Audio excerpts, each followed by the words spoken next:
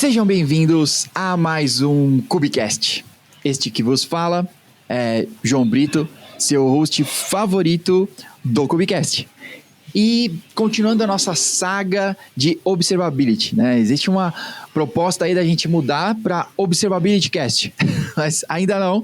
Vamos só manter a nossa saga aqui, que está sendo muito produtiva. Tá? A gente está cada dia tendo um novo contato, conhecendo uma nova pessoa, uma nova proposta, e também alguns maiores detalhes sobre esse assunto que ainda é meio inexplorado, ou talvez o assunto mesmo seja muito grande.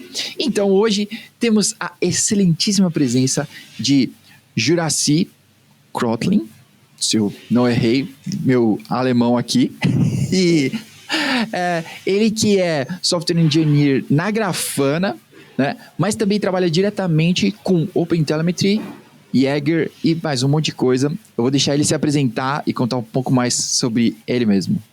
E aí, Juraci? Beleza, bacana. Pois é, acho que você já disse tudo. Meu nome é Juraci Paixão Krotlin, eu sou engenheiro de software na Grafana, comecei agora em outubro. E o meu foco é OpenTelemetry, nos últimos meses tem sido OpenTelemetry Collector e Jaeger também. Jaeger faz parte também das minhas atividades diárias. Antes de OpenTelemetry, eu me envolvi também com um projeto chamado OpenTracing, que é o predecessor do OpenTelemetry. Uhum. E mais anteriormente ainda, eu trabalhei em um projeto por um pouco tempo chamado Hawkler, que era na parte de métricas também. Isso tudo enquanto eu trabalhava na Red Hat. Legal. E é isso. Eu sou muito feliz em estar aqui participando desse podcast, desse episódio aqui contigo. Oh, que legal ouvir um pouco mais do Hawkler, né? Que fazia parte daquela stack, né, do OpenShift de monitoração. Isso que mesmo. Já vinha, né, com ele, né? Então, tinha um Hawkler e tinha um outro cara, Hipster. Isso mesmo. Tá bem antenado. O Hawkler, ele começou em 2015, 16 talvez. Se bobear, talvez um pouco antes. E ele foi a primeira solução, né, que nós tínhamos na Red Hat para monitoramento. E um dos componentes do Hawkler, o Hawkler Metrics, ele foi colocado dentro do OpenShift logo de cara, logo numa das primeiras versões. Acho que a gente não tinha nem liberado a versão 1.0 do Hawkler ainda, e o Hawkler Metrics já estava dentro do OpenShift. Foi mais ou menos nessa época que o Prometheus surgiu, e aí o pessoal começou a pedir que o Prometheus fosse usado ao invés de Hawkler Metrics. São conceitos completamente diferentes, né? O Prometheus surgiu com essa história de pull, ao invés de receber as métricas, ele vai e ele faz a consulta das métricas. E isso, em alguns deployments, em alguns cenários, era mais vantajoso. Então, com o tempo, a gente começou a ouvir mais e mais clientes, mais e mais gente na comunidade pedindo um suporte mais nativo do Prometheus no OpenShift, e aí então houve essa troca. Eu mesmo trabalhava na parte de identidade de acesso, então Hawkler Accounts, e depois eu comecei a tomar conta do Hawkler APM, que era o Application Performance Management, né, o gerenciamento de performance de aplicações. E aí a evolução do Hawkler APM, a próxima geração de Hawkler APM seria feita numa arquitetura que era muito parecida com o Jaeger. E aí então a equipe decidiu falar, não, pera, vamos se juntar com a comunidade Jaeger, porque eles têm tudo que a gente já quer fazer. A única diferença é que eles são em Go e a gente estava na fase do Java. Mas enfim, aprender uma nova linguagem faz parte do trabalho, né? Então... Legal, que da hora. Eu tive algum contato com essa stack, né, do OpenShift. Inclusive, encontrei uma turma pelo caminho que, apesar do OpenShift continuar com essa stack, né, tinha em paralelo a stack do Prometheus, né, rodando ali. Então, se já tinha outras coisas aparelhadas, o Alert Manager e essa integração toda, né, então, beleza, mantinha todos eles rodando ali, né? Mas era um pouco mais de consumo, né, então tinha que lembrar disso, né? Nada é de graça, então esses caras vão consumindo um pedaço do seu cluster ali. É verdade. E eu acho que uma grande diferença entre esses dois tipos, entre esses dois stacks que você está mencionando, é que o Prometheus ele surgiu já numa forma meio cloud native, né? Ele já surgiu, talvez não para Kubernetes, mas já num esquema de centenas de microservices. E surgiu na SoundCloud, né? Até onde eu me lembro, o Prometheus surgiu na SoundCloud e eles já tinham essa ideia de múltiplos serviços, múltiplos deployments e por aí vai. Tanto que é daí que surge a ideia do pull ao invés do push, né? Que você tem tantos targets que você decide ir para... o servidor decide para onde vai e quando vai. Enquanto que no push você recebe do cliente. O cliente é que determina, independente do load que está no servidor. E eu acho que isso é a grande diferença das ferramentas de antes para as ferramentas atuais, né? Atuais, digo, de, sei lá, 4, 5 anos para cá. Que elas foram feitas com essa ideia de serem mais amigáveis para o ambiente de cloud, para o ambiente de nuvem. E quando você fala em ambiente de nuvem, mas qual que é a diferença? Né? Porque qual que é a diferença de rodar? Eu acho que a sua audiência aqui sabe muito mais do que eu, então não preciso explicar, mas na minha cabeça a diferença básica se eu preciso de mais instâncias desse serviço, eu simplesmente vou lá e aperto um botão e de 10 eu vou para 100 em alguns minutos, em poucos minutos, e de 100 eu volto para 10 também em poucos segundos, e essa elasticidade é o que faz a diferença, né? Então essas ferramentas mais novas, então o Jaeger é a mesma coisa, a diferença básica de Jaeger para Zipkin para onde zera o startup time e o consumo de memória. Então, você iniciar rapidamente, você consumir pouca memória para que você tenha várias instâncias rodando ao mesmo tempo e consumindo o mínimo de recursos possíveis com o máximo de performance possível. Né? Então, essa é a grande chave. Que eu acho que são os dois paradigmas que mudam aí, né? Esse da elasticidade, porque antes a gente tinha... eu vou levantar tanta infra quanto possa ser necessário e mais um pouquinho, caso eu erre na conta, né? E vou deixar isso rodando para que, caso eu tenha um pico, né? Vou dar conta. E o outro que vai totalmente de encontro ao paradigma de o mínimo possível, né? A minha aplicação, qual que é o mínimo necessário para a minha aplicação rodar? Beleza, porque agora eu escalo horizontalmente, né? Então eu tenho um monte, né, gremlins aqui dessa minha aplicação, vai escalando, né, conforme a minha necessidade. E que é o grande lance da elasticidade, né? Tipo, de nada vale, beleza, né? Tô rodando no Kubernetes, mas o meu container usa, 10 GB de memória. Não, talvez, não sei, não vou me precipitar, não vou generalizar aqui, mas talvez você precise rever e quebrar um pouquinho mais as coisas, né? Talvez. Eu acho que se a gente generalizar um pouquinho, a gente pode falar dos 10 GB, é claro que 10 GB se eu ver um container de 10 GB, eu acho que eu surdo do mesmo jeito, mas eu acho que a grande chave aqui é a ideia de que, você falou dos gremlins, e me lembrou de um termo que a gente usa bastante, que são os pets versus cattle, né? Então são os animais de estimação versus poxa, como é que a gente fala isso em português? O gado. Né? Então assim, você tem sei lá, 150 animais como parte do seu gado, e você não trata eles como você trata os animais de estimação. Né? Então, quando você tem uma aplicação com 10 gigas, é aí que entra, né? Você toma muito cuidado para que ela não morra, que ela né, que não aconteça nada com ela. Então, são seus pets. E a ideia, hoje em dia, já, sei lá, de novo, 5, 10 anos, talvez mais que isso, seja de você, sei lá, você cuidar dos seus servidores como se eles fossem gado. Então, se acontecer alguma coisa de errado com um deles, não tem problema, é 1 em 150. Enquanto que com os animais de estimação, se acontecer alguma coisa com um, talvez seja seu único, né? Talvez seja 3, com a chave da alta disponibilidade. A regra geral é que você tem que ter 3, então se um morre, você tem 2, mas ainda assim você tem que tomar conta para que seja reposto logo para que sua aplicação não morra. Mas acho que essa é a grande chave. Então, sei lá, 150 gados a 10 gigas é muita coisa. Mas se forem 10 gigas, tá tudo bem. Se é isso que tem que ser, então tá bom. Mas, em geral, realmente vai ser na casa das centenas, número baixo nas centenas ali. Então, 150, 200 megas, ou enfim, algo assim. Não vamos pros gigas, né? Pois é. Da hora. E eu tenho dito isso no início dos episódios, então, inclusive, se você caiu diretamente nesse episódio, estamos numa saga aqui, numa série só sobre observabilidade, né? E a minha introdução tem sido basicamente essa, né? De que a gente tem tornado as coisas mais complexas, né? E criado problemas para nós mesmos, né? Que talvez não seja a melhor das decisões, mas que é um fato que as coisas estão ficando mais complexas, e ter visibilidade sobre tudo isso, né?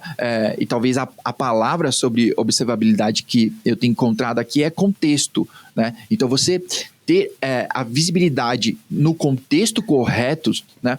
Porque sobre os problemas, né? Vamos falar sério. Pô, quando tá verde, ninguém tá olhando. Azar, ótimo que tá verde, né? Eu vou olhar para os problemas e eu vou trabalhando nos problemas, né? Somos resolvedores de problemas, então é isso. Então a observabilidade para dar visibilidade, né? Para essas coisas conectadas, né? Porque aí agora eu tenho tipo, eu estou implementando, né, tudo que há de mais hipster, né? Então Service Mesh, né, Circuit Breaker, eu estou colocando tudo isso na minha stack aqui, na minha arquitetura. Mas quando dá problema, como entender aonde está o problema, né? Porque metade do problema, ou talvez até mais aí, eu diria, tipo uns 70% para mais, do problema é encontrar o problema. E aí, a solução normalmente é mais simples, né? Normalmente, encontrei o problema, tá bom, aqui a solução já existe, normalmente eu não preciso, né, levar um foguete adiante. Normalmente a solução é factível, mas encontrar o problema. Quantos cenários a gente tem encontrado hoje que, tipo, estamos com problema, vamos todo mundo aqui e todo mundo vai começar a se eximir até a gente, né, o resta um. E que não deveria ser assim, né? Tipo, a gente deveria poder apontar, tem um alarme aqui, beleza, essa API que está com uma latência, ou esse banco não está respondendo, né? Sei lá. Então, estamos mais complexos, né? E aí, depois dessa introdução enorme aqui, como que, de repente, a gente pode passar para esses 3 pilares, né? Então, qualquer um que for começar a ler sobre observability vai ler sobre 3 pilares, né? Métricas, logs e tracing. Talvez, na sua opinião, assim, como que a gente pode começar com esses caras, assim, né? Para escapar um pouquinho da monitoração tradicional e ir para algo um pouco mais adiante. Acho que a sua introdução não foi longa, foi até muito curta. Acho que o problema é tão complexo que tem tanta coisa para falar, tem tanto contexto, como você mesmo disse, que realmente um problema bem complexo. Esses nossos 3 pilares, acho que a primeira coisa que eu falaria vamos quebrar um pouquinho e vamos falar de novo de contexto ao invés de pilares. Então, de como a gente entende o problema e como a gente resolve. Como é que a gente acha o problema? Você falou 70% achar o problema é 70% da resolução, né? E eu diria que até mais que isso, acho que até, sei lá, quase 95%, porque às vezes o problema é no arquivo de configuração em algum lugar que você vai e muda uma linha e está resolvido. O problema é você achar que é aquela linha de código, né, ou aquela linha de configuração que está o problema. Para quem está começando agora, para quem quer começar a ter essa visibilidade, para quem quer começar a ter uma boa noção do que anda acontecendo com seus microserviços no seu deployment, acho que a primeira dica que a gente pode dar para aplicações que já existem, comece onde está te apertando o sapato. Sabe? Então, tem alguma parte na sua aplicação que está dando problema sempre, então é por ali que você vai começar. É ali que você vai adicionar as métricas, é ali que você vai dar uma atenção para os logs, e é ali que você vai adicionar os rastros. Ou traces, né? Em português eu costumo falar rastros, mas é traces. E o que usar quando é a grande questão. E eu acho que é aí que tem a maior confusão na cabeça das pessoas.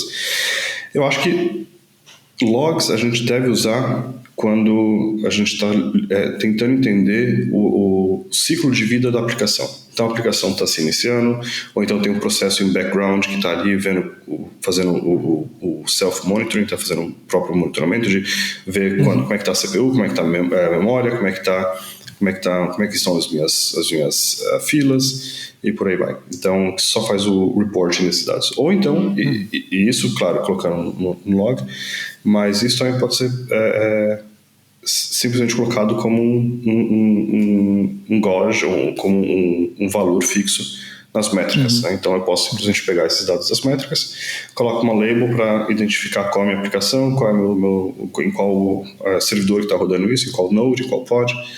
E aí eu tenho todas as informações sobre todos os pods do meu cluster ou dos meus clusters, todos agregados em um Prometheus, em um lugar específico, onde lá eu posso ter minhas métricas.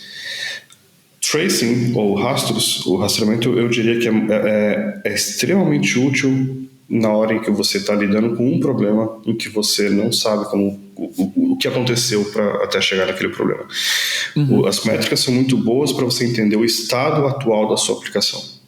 Mas na hora que você tem um erro específico, é muito útil você ter um rastro que te diga o que aconteceu, qual o processo, qual a chamada entre os serviços que aconteceram até que resultou nesse erro. Então, eu acho que é essa a diferença entre os três. Né?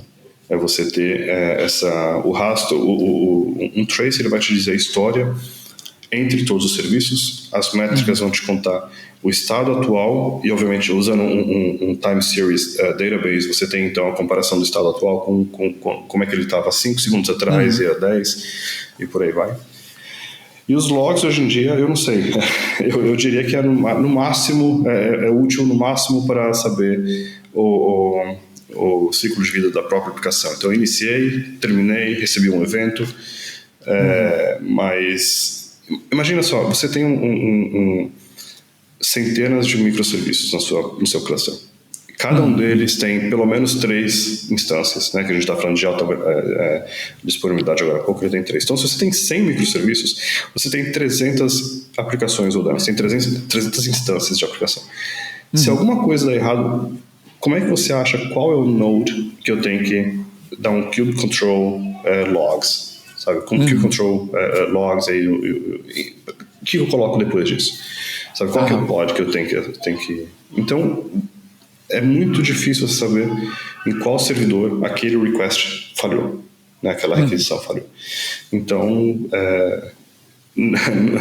não sou contra logs, muito pelo contrário, tem o seu lugar, tem o seu valor. Sou muito grato pelos logs, por todo o trabalho, por tudo que eles ofereceram nas últimas décadas. Mas eu acho que quando a gente está falando de microserviços e essas centenas, esse emaranhado de coisas, eu acho que existem outras ferramentas que a gente pode usar hoje para entender um pouco melhor. Entendi. Legal. Então, entrando um pouco mais nisso, você é a primeira pessoa que fala assim, um pouco mais detalhado sobre os logs, sobre o comportamento deles, né? O que eu poderia, então, tentar usar para contextualizar as coisas, né? Porque normalmente você vai contextualizar as coisas com tags nos logs, né? Até usando o próprio OpenTelemetry, né? Então, vou usar APIs ali para conectar essas coisas ou contextualizar, né? Qual seria a sua indicação, então, por onde que eu deveria caminhar aí? Vamos só fazer uma diferenciação aqui do que é logs e o que são rastros, né? O que são trechos. Então, um rastro, um trace, ele é composto de diversos spans. Em português eu costumo chamar isso de trechos. Então, cada um rastro tem vários trechos. Cada trecho, se a gente for fazer a comparação com logs, cada trecho que nós temos seria uma entrada no log. Né? Então, uma linha de log é um trecho dentro de um rastro. Tá. A diferença básica entre uma linha de log e um span ou um trecho é que o trecho ele tem contexto. Ele tem uma informação de quem foi que me chamou e qual a transação a qual eu faço parte. Um log, ele, por padrão, ele não tem essa informação. Você tem ali geralmente você tem o timestamp, você tem a data em que ele foi emitido, você tem a verbosidade dessa entrada, então você fala se é um erro, se é uma coisa que eu preciso tomar uma atenção, ou se é uma coisa que está ali só para debug. E a mensagem em si. E um outro, hoje em dia nós temos os logs com tags, com valores extras, então às vezes a gente nem precisa de mensagem em si, então a gente tem várias tags para a nossa linha de log. Mas a diferença básica, então, entre um log e um trecho é justamente o contexto. Se eu tenho uma entrada de log que me deu um trace ID e me deu um span ID, então eu posso chamar isso aqui de um trecho. Eu posso depois recompor isso de alguma forma, eu posso construir uma ferramenta que vai converter isso aqui em spans, porque eu tenho toda a informação necessária para fazer um trecho a partir dessa entrada de log. Então, dito isso, eu diria que se você quer se aventurar, então, nessa parte de rastreamento distribuído, nessa parte de distributed tracing, eu diria que você pode dar uma olhada para OpenTelemetry. Então, as APIs para rastreamento distribuído de OpenTelemetry, algumas delas já são GA, já são Generally Available, então elas já estão disponíveis para serem usadas de uma forma estável. O mesmo não pode ser dito da parte de métricas ou logs, essas partes ainda estão sendo trabalhadas. Mas se quiser dar os primeiros passos com rastreamento distribuído, então eu recomendo dar uma olhada no OpenTelemetry. Você faz a instrumentação da sua aplicação do mesmo jeito que você faz a instrumentação com logs. Então, toda vez que você coloca lá um logger.info e aí a sua mensagenzinha ali, isso aí é uma instrumentação. E o mesmo é necessário com rastreamento distribuído também. Então você inicia, é um pouco mais complicado de fazer a inicialização, porque tem toda essa configuração de contexto e tudo mais, mas dadas as ferramentas, dadas as bibliotecas que você pode utilizar na sua aplicação, a emissão desse evento, a criação desse rastro por si só, ou desse trecho, é bem simples. Né? Então, existem várias ferramentas que fazem essa sincronização de contexto automaticamente para a gente. Legal. E onde que o Jaeger se encaixa aí? Né? Eu sei que ele continua evoluindo, né? Eu conheci ele lá atrás, quando ele era o rival do Zipkin, né? Então, ele ia, né, rival de uma boa, mas até achava muito bom, mas eu queria muito que o Jaeger, eu vou precisar falar isso, eu queria muito que o Jaeger tivesse adotado um burrinho como seu mascote, que aí em português ficaria Jeg e ficaria ótimo, tá? Mas não foi, poxa, fiquei frustrado, então eu deixo aqui a minha contribuição. Mas, na real, como que o Jaeger se encaixa nesse lance dos tracings, né? Se ele vai só me dar visibilidade ou se é ele que conecta assim as coisas e vai mostrar mesmo. Cara, muito obrigado pela ideia. Eu acho que essa ideia do Jeg vai ficar, assim, a primeira oportunidade que der, eu vou usar isso, se você me permitir. Eu acho que com certeza. Vamos espalhar isso até que mudar. Ótimo. Vamos fazer uma conferência aí no Brasil de usuários de Jeg. Isso! Então, pois é, o Jaeger ele tem duas partes básicas, né? Ele tem a parte de cliente e a parte de servidor. A parte de cliente são os Jaeger Client, então nós temos um cliente para Java, para Go, para Node.js, para Python, que são os 4. Se souber, tem mais um ali que eu estou esquecendo, acho que é C++. que são os mais utilizados, que são os que fazem parte da comunidade oficial. Essas bibliotecas, elas foram criadas para funcionar com Open Tracing. Então, o Open Tracing, para quem não sabe, é um projeto que existiu até esse ano, e a ideia de Open Tracing era com que fosse definida uma especificação que dissesse o que é um rastro, o que é um trecho, o que precisa ter dentro de um trecho, o que precisa ter se for uma chamada HTTP, o que precisa se for uma chamada banco de dados, que precisa, em termos de tags, né? E por aí vai. Então, por um lado, uma especificação, por outro lado, são as convenções semânticas. Então, essa é a segunda parte que eu disse. Então, a parte de quais tags tem que existir de acordo com o tipo de span. A terceira parte é a especificação da API. Então, para cada linguagem existe uma API, uma Open Tracing API, que é a API de instrumentação. Então, quando você está fazendo o seu logger.info, você vai estar chamando a sua chamada do Open Tracing. Obviamente não é logger.info, obviamente é alguma coisa a ver com tracer.buildspan ou createspan. Eu não lembro como é que era chamada do Open Tracing na época. E por aí vai. Então, a sua aplicação ela vai interagir com Open Tracing. A inicialização da sua aplicação precisa criar um rastreador, um tracer. E aí que entra o Jaeger. Então, aí que entra o cliente para Java, aí que entra o cliente para Go e por aí vai. Então, o rastreador é o Jaeger Client, é ele quem sabe como coletar as informações, como é que eu vou empacotar isso e como é que eu vou mandar para o servidor do Jaeger. Tá. Então, são esses dois aspectos que eu, como desenvolvedor de uma aplicação, tenho que lidar. No meu dia a dia, quando eu vou fazer a instrumentação da minha aplicação, eu só lido com Open Tracing. E uma vez na criação da minha aplicação, eu tenho que fazer a integração do Open Tracing com o Jaeger para que esse client envie informação para o lugar onde eu quero que ele mande. Esse lugar pode ser o agent, então tem o Jaeger Agent, que geralmente roda no mesmo node, no mesmo pod da aplicação. E o agent faz uma conexão de longa duração com o collector.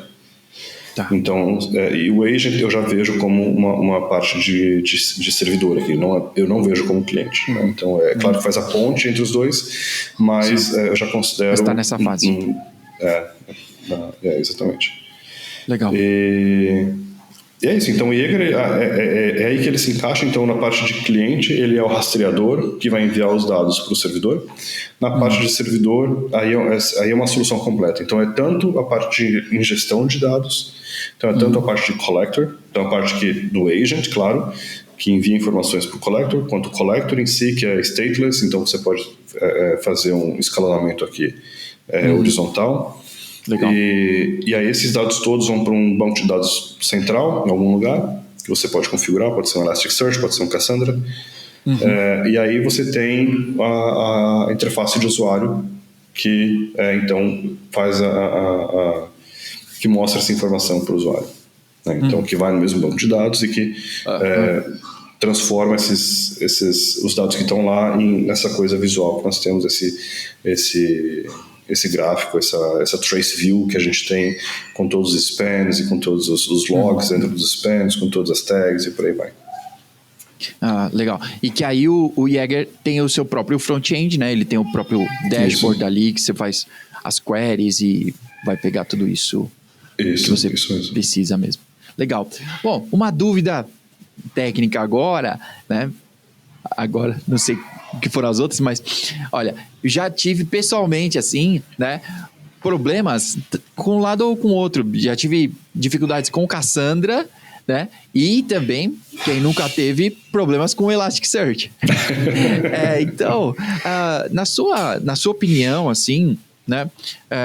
Ou não sei, de repente, tipo, aonde cada um se encaixa, assim, tipo, putz, talvez para um cenário desse tipo, o Elasticsearch seria melhor, ou desse tamanho, ou para esse Cassandra da conta, né? Eu não sei, mesmo assim, então, onde eles se encaixam, qual seria a sua opinião sobre eles?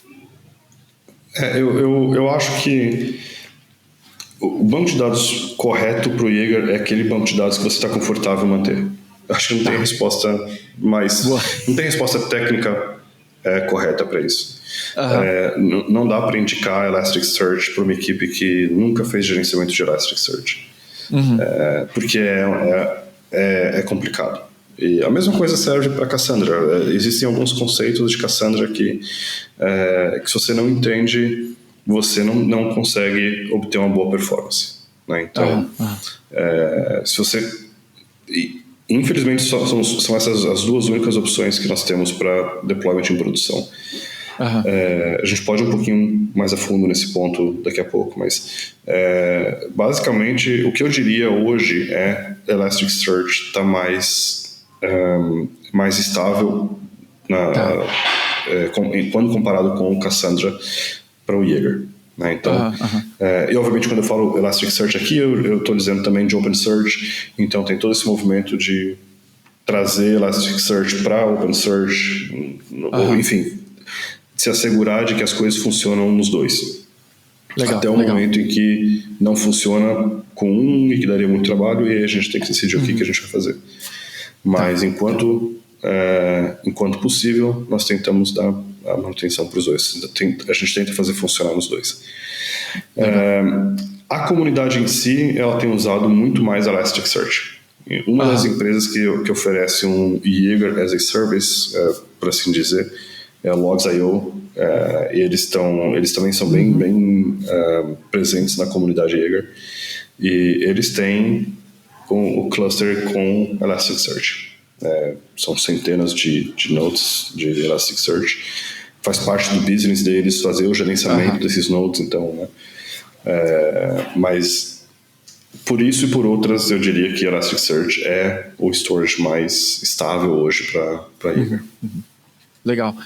E o operator do Elasticsearch, acho que tem dado uma grande ajuda, né? Ele evoluiu bastante, né? Eu acho que, sei lá, comparado a um ano atrás, talvez, ou um pouco mais, né? A estabilidade que a gente tem hoje é incomparável, assim, né? Se eu rodar um Elasticsearch, mesmo dentro do próprio cluster, né? Então, não vou ter isso apartado, eu tenho um cluster aqui, cabe, então as coisas estão todas aqui dentro, né? O próprio Jaeger, o Elasticsearch e tudo mais, né? Tem funcionado de forma bem estável, né? Mas é sempre uma preocupação, né? O stateless, eu faço outro deploy e as coisas voltam, né? Mas, imagina eu ter problemas, né? E eu vou tentar resolvê-los e as minhas ferramentas para isso, né? Elas estão lentas ou, sei lá, perdi dados, né? Crashou a minha aplicação que bem agora e normalmente vai ser nessa hora, né? Murphy vai estar só de olho para poder te derrubar. Então, é isso mesmo. Legal. Bom, beleza. Então, dado esse cenário aqui, né?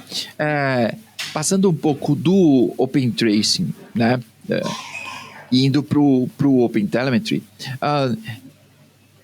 E aí, você já falou um pouco disso, né? Sobre o desenvolvedor ter que entrar lá e aparelhar a aplicação mesmo para isso, né? Você tem que instanciar essas coisas.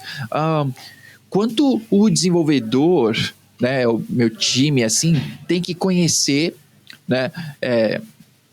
Aí num grau de dificuldade ou de profundidade aí sobre o OpenTelemetry para poder startar. Óbvio, eu acredito que tem coisas mais profundas, dá para ir mais longe assim, mas tipo, para eu já começar a ter um trace, uma visibilidade sobre a comunicação das minhas APIs aqui, né? E acho que, sei lá, todo mundo está partindo para um gateway de APIs, né? Então, sei lá, Kong, etc. Então, beleza. Eu tô tendo cada vez mais aplicações, mais APIs, mais coisa. Ter visibilidade e controle sobre isso é importante aí. Então, quanto que o time precisa saber sobre isso, né? Cara, não, só dominando, né? Tem que ter alguém, tipo, foda no time sobre isso, ou não, tipo, não, dá pra turma ir numa boa e ir evoluindo, assim, sei lá. Eu acho que dá para começar muito bem fazendo um tutorial em uma tarde. sabe? Então, pegar uma pessoa na equipe que faça um tutorial numa tarde que esteja meio livre, que esteja meio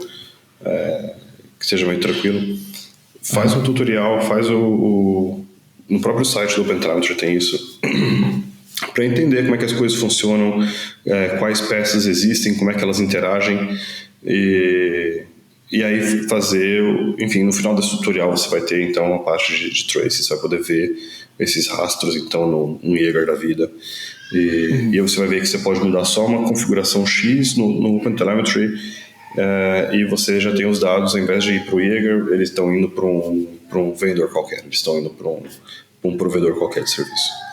Então, eu acho que numa tarde que se invista, você consegue já ter uma boa base para, como desenvolvedor, instrumentar uma aplicação.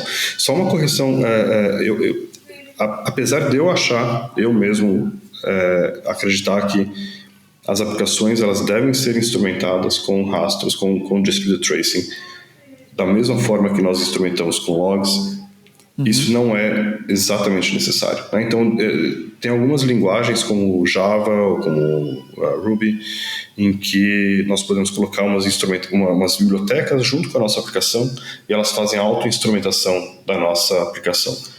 A auto-instrumentação é feita baseada nos frameworks e nas bibliotecas que são utilizados pela aplicação. Então, se eu estou usando um Spring, por exemplo, para Java, então existe uma biblioteca, ou então a auto-instrumentação vai colocar a biblioteca específica para Spring, e aí eu vou ter toda a observabilidade, toda a informação sobre essa camada, sobre o que vem antes ou depois da minha aplicação, né, em termos de Spring.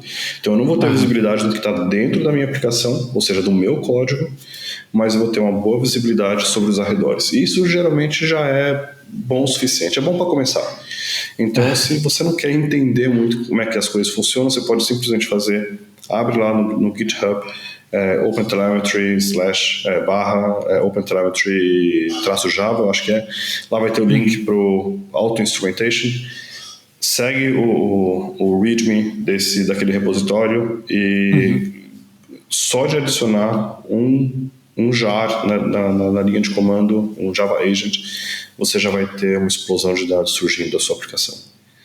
Legal. Então legal. Isso geralmente já é suficiente para ter um bom volume de dados sendo gerado. Eu sou mais adepto, especialmente para aplicações novas, aplicações que estão sendo feitas do zero. Eu sou mais, artesão, vai. Então, ao invés de você jogar essa bomba e colocar lá, eu quero saber de tudo que está acontecendo, eu prefiro fazer igual eu fazia com logs antigamente, que aqui eu preciso de uma informação, então aqui eu vou criar. E aí, que a gente para e pensa, o que eu preciso nessa fase aqui, nessa etapa? Eu preciso de métricas ou eu preciso aqui de um rastro, de um trecho? Ou talvez eu precise de um log.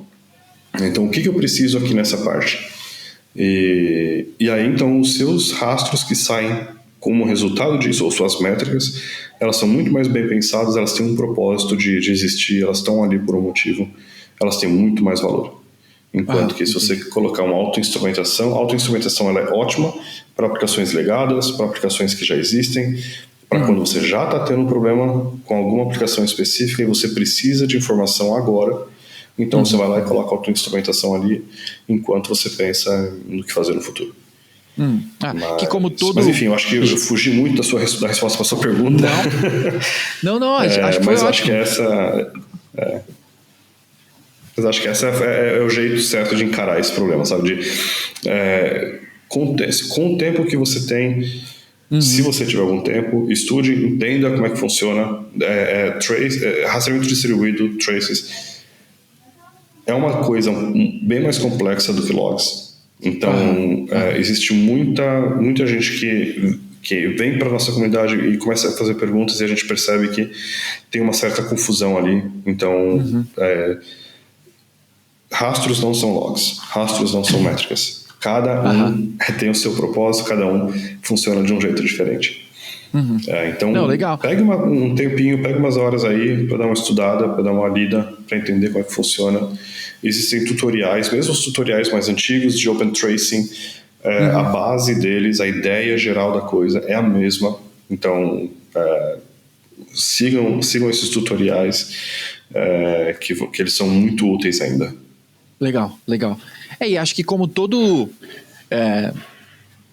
plugin, digamos assim, né, que é mais generalista, né, ele está partindo de regras gerais. Então, talvez não vai ser tão performático, né, dentro da sua aplicação, não vai pegar especificamente o que você queria, porque ele está tentando pegar a maior parte das coisas, né, em linhas gerais. Então, tem os trade-offs, né, de ter uma agilidade aqui, né, você já consegue ver um monte de coisa, mas, né, talvez...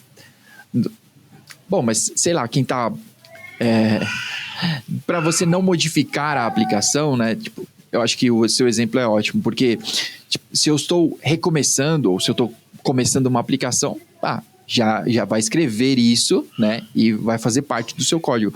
Mas agora, em algo que eu não vou mexer, né, ou que de repente nem tem essa prioridade, né, tipo, putz, cara, no máximo, beleza, vamos partir para isso, né, de repente você consegue convencer o time a colocar essas libs lá para você já ter um pouco mais de informação. Então, acho que é um bom passo de início, né. Às vezes você nem tem acesso à fonte, às vezes é uma aplicação que você comprou de uma empresa que já nem existe mais, que está rodando num servidor não sei aonde, e começou a dar problema, e aí? Como é que você vai identificar qual é o problema, né? Então você pode usar uma autoinstrumentação desse tipo. Você pode usar uma autoinstrumentação desse tipo para te ajudar a entender onde está o problema. Não, legal. Que da hora. Bom, eu acho que a gente já falou assim sobre isso, né? Então, como começar e esse início, né? Então, eu queria saber, de repente, o que seria para você uma feature que é tipo mind-blowing, né?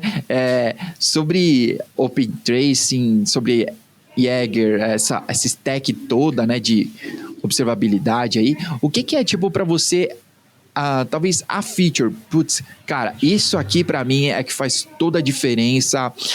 Olha, se você vai fazer, se você vai entrar nesse, cara, isso aqui é top, sei lá. Pode ser tanto de uma ferramenta como de uma feature mesmo, algo que dá um plus. Cara, uma coisa que eu gosto bastante no Jaeger, uma coisa que nem todo mundo sabe, acho que é uma feature que é bem a gente devia divulgar mais, é a criação de links dentro do Jaeger para outras ferramentas. Então, às vezes você está lá instrumentando a sua aplicação e você sabe que o client ID ou o ID do cliente você tem um conhecimento de negócio sobre esse campo, sobre essa tag. E você pode colocar um link ali do lado para o seu sistema interno de, sei lá, gerenciamento de clientes. Então, quando você clica naquele link, você vai direto para o seu sistema interno, que vai te dar informação de quem que é aquele cliente. E essa é uma coisa que você pode configurar no Jaeger, na UI do Jaeger. Então, toda vez que o Jaeger vê uma tag com client ID, ele vai adicionar um link ali do lado para a sua aplicação, já usando o valor da tag como parâmetro também para o URL que você vai chamar. Então, isso eu acho que é uma coisa que é absurdamente útil e que pouca gente sabe como fazer. Existe um blog post, eu posso te passar o link depois para você colocar nos recursos aí do episódio, com como fazer essa integração entre Jaeger e Kiali, no caso. Então, o Kiali é uma ferramenta, não sei se você já cobriu em algum outro episódio, mas o Kiali é uma ferramenta de observabilidade para Service Mesh, né, para malha de serviços. Então, esse blog post ele mostrava como que eu posso fazer para ir do Jaeger para o Kiali e aí do Kiali para o Jaeger de volta. Então, dependendo de onde eu estou olhando o problema, de onde que eu estou, de como eu estou fazendo o debug da aplicação, eu posso estar no Jaeger e querer ir para o Kiali ou vice-versa. Então, isso eu acho que é uma ferramenta, é uma feature bem útil, bem bacana e que deveria ser mais utilizada pelo pessoal. Legal, eu acho que a segunda coisa que eu acho muito bacana, super não utilizado também, eu acho que eu vejo essa parte como sendo uma parte muito promissora para o futuro. Utilizar os dados de rastreamento distribuído não só para resolução de problemas, mas para extração de inteligência de negócio. Sabe, o potencial é tão grande com relação a isso que pouca gente tem usado. Então, imagina o tanto de dados que você tem armazenados em um lugar, o tanto de inteligência que você tem ali esperando para ser explorada, né? Eu vi uma apresentação de uma pessoa da IBM Research mostrando o que pode ser extraído de rastreamento distribuído. E, cara, tem muita coisa. Dá para se fazer muita coisa. Quando você tem dados e quando você olha para esses dados e quando você conhece o negócio por trás desses dados, esse é o problema para a gente que está desenvolvendo ferramentas como Jaeger. A gente não tem esse acesso ao negócio como os usuários têm. Então, os usuários estão usando isso para um negócio específico e a gente está criando essa ferramenta para um negócio genérico, né, para que seja útil para todo mundo. Mas, então, falta, às vezes, essa visão, né, específica para a gente, para dar exemplo mais concreto. Mas imagina você olhar para os dados que você tem armazenado de todos os requests que estão chegando na sua aplicação. Imagina você armazenar as informações sobre a interação de todos esses serviços. Imagina você ter informação sobre a latência de cada um desses serviços, né, e por aí vai. Então você consegue extrair tanta informação que é absurdo.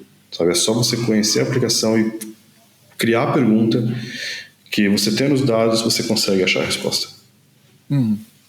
Legal. Muito. Acho que talvez expande até a nossa visão aí sobre observabilidade, né? O como usar esses dados, né? Então, acho ótimo. Ótima dica. Eu acho que esse eu acho mesmo, eu tenho essa, não sei se é vontade, não sei se é essa visão. Eu acho que é mais uma vontade mesmo de ver que a indústria, de uma forma geral, mova para essa parte de fugir um pouquinho do MTTR, né, Mean Time to Resolution, mais para essa parte de vamos extrair inteligência desses dados. É claro que a parte de resolução de problemas ainda vai ser a parte, o ganha-pão do rastreamento distribuído, é a parte que as pessoas mais usam, é onde hoje entrega quase todo o valor. Mas essa parte de extração de inteligência, eu acho que é uma coisa que tem um potencial para ser explorado gigantesco. Legal. Que da hora. Cara, que papo massa, que papo muito bom, assim, profundo, né? Com certeza você que está ouvindo deve estar com a mente sangrando como a minha. Bom, eu queria, pra gente aliviar aí no fechamento, né, ir pro nosso recomendações da semana. Então, queria te dar a oportunidade, né, de recomendar alguma coisa para os nossos ouvintes aí, né, principalmente você que tá aí, né, tá fora do Brasil, então, de repente, tem alguns desafios, ou sei lá, as coisas estão diferentes, então a sugestão também pode ser diferente. Cara, eu tenho... realmente, eu estou há tanto tempo fora que eu não sei... Eu aceitaria recomendações vindas daí do pessoal, né? Do que fazer, do que ler. Aceito recomendações de livros, como no final do dia eu tento dar uma relaxada, né, no livro. Então a minha recomendação aqui para essa série, é uma série, até onde eu sei, é uma série que está sendo publicada pela própria Amazon. Eles convidaram alguns autores de livros de tech thrillers. Então, e é uma série que acho que são 6 livros. Então eu recomendo essa série. Eu preciso ainda ver o nome correto, porque agora me fugiu o nome completamente, mas um dos livros, né, dessa série é do Blake Crouch. So, Blake Crouch é o cara que publicou um livro chamado Dark Matter, e ele é um das pessoas que está escrevendo esse livro.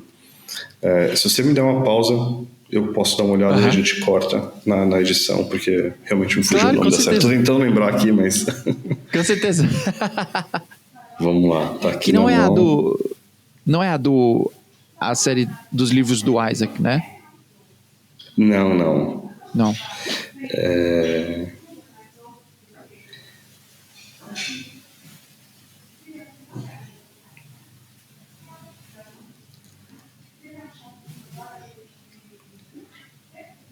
Cara, é bem bacana que a Amazon tá fazendo esse Amazon Original Stories, né? Vamos lá.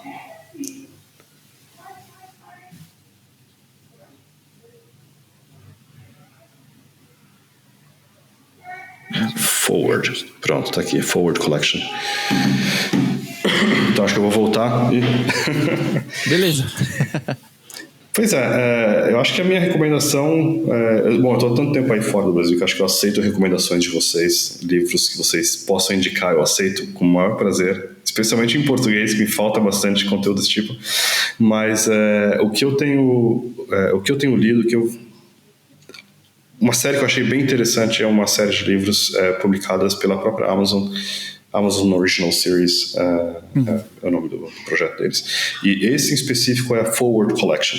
Então, é uma série de livros, tech thrillers, são livros bem curtos, tem um deles até que eu diria que não é um livro, é um conto, de tão curtinho que é, mas é bem bacana, bem para quem gosta de tecnologia, para quem gosta dessa parte mais, né?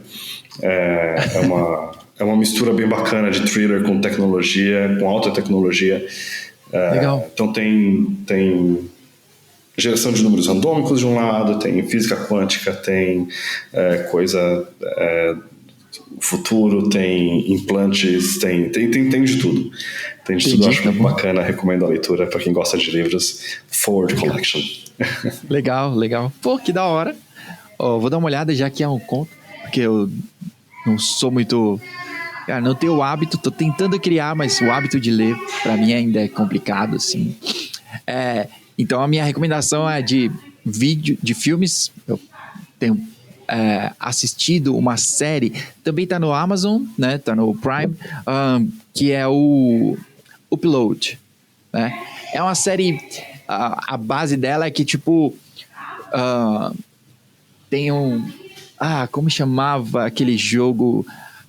que era tipo uma simulação da vida, que não é Second Life. Eu tava com Sin City na cabeça. Second Life.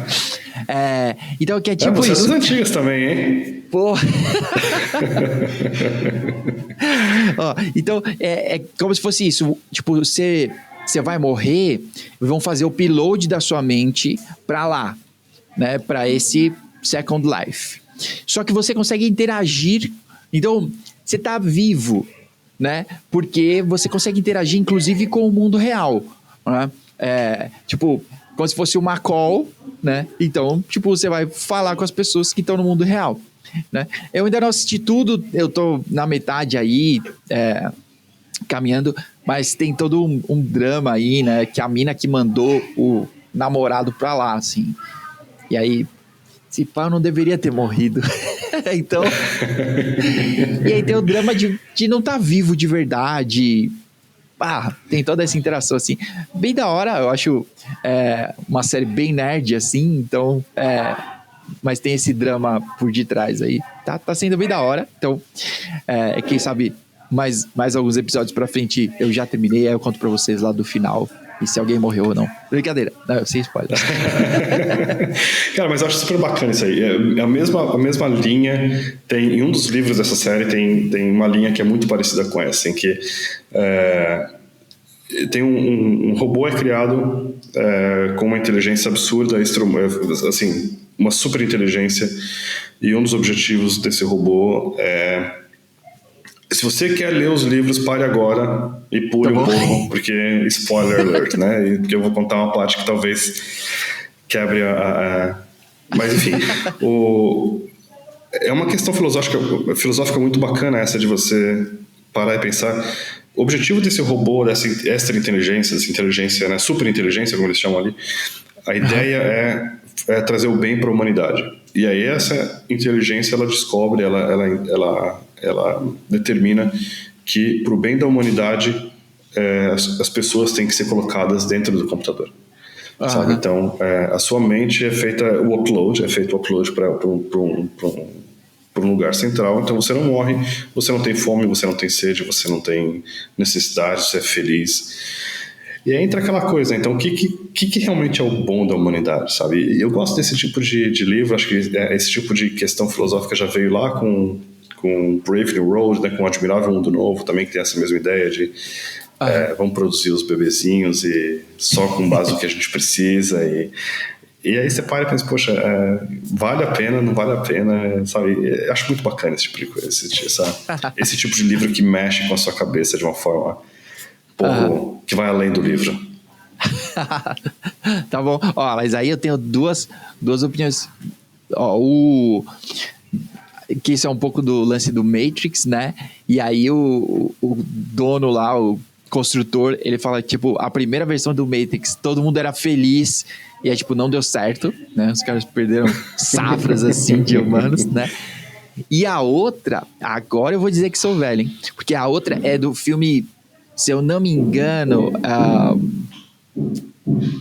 acho que não é Demolidor o filme, mas é que é, tipo, com Wesley Snipes e com o Stallone, que eles, tipo, são congelados e levados pro futuro, assim, e tudo. Mas as pessoas já nascem com tipo, habilidades específicas. Então, tipo, você vai nascer com habilidades de construção. E aí você vai ser construtor, né? Porque tipo, precisa de tantos construtores na sociedade. Então, vai nascer tantos.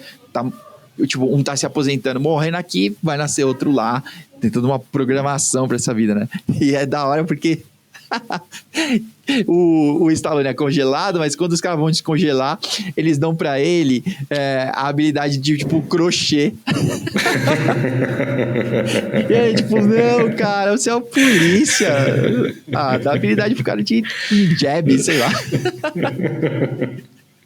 Mas problemas da sociedade, né? Sei lá. Que da hora, cara. Bacana. Bom, Juraci, muito obrigado pelo seu tempo, muito obrigado pelas dicas, pelas orientações aí muito profundas. Bom, se alguém quiser falar com você, cara, como que ele te dá um toque, como que ele troca uma ideia, né? De repente, eu posso deixar o link aqui de como que fala com você e quiser deixar um último recado aí pra turma. Claro, foi um prazer gigantesco fazer parte aqui desse seu podcast. Para quem quiser começar, para quem tiver dúvida, quiser entrar em contato, pode mandar mensagem. Eu tô no Twitter, até onde eu sei minhas mensagens são abertas, mas talvez o jeito mais fácil de me encontrar seja no Slack, pelo Slack da CNCF. Então, digita lá slack.cncf.io e aí você vai poder receber um convite para entrar no Slack da CNCF. Eu estou tanto no canal do Jaeger quanto no canal de Open Telemetry Collector. Então procura lá por Collector ou procura por Jaeger. Eu estou lá nesses dois canais. Legal, pode mandar mensagem. Se for uma questão mais genérica, é melhor perguntar nos canais. Se você não estiver tão seguro assim com o inglês, se você quiser só trocar uma ideia comigo mesmo, não tem problema. Pode mandar mensagem privada, não tem problema nenhum. Pode demorar um pouco para responder. Então, posso estar de férias, posso estar com outro fuso horário. Ou seja, posso demorar um pouco para responder, mas eu respondo. Eu respondo todas as mensagens. Legal. Cara, e é isso. Muito obrigado pelo convite. Foi um prazer conversar com vocês. E valeu. Valeu, muito obrigado mesmo por ter participado e por tudo isso, cara. A gente se fala. Até a próxima. Ouvintes também. Até mais.